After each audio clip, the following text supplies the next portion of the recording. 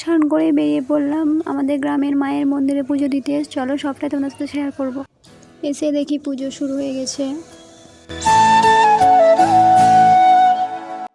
ভোগ দিয়েই বসে পড়লাম পুজো শুনতে। এদিকেও সবাই বসে পুজো শুনছিল, আর এখানে আমিও বসে পড়েছি। এখন হচ্ছে মায়ের আরতি। বন্ধুরা কমেন্টে সবাই একবার বলো জয় মা তারা। চলো বন্ধুরা মায়ের মন্দিরটা পুরোটা তোমাদের একবার ঘুরে দেখাই।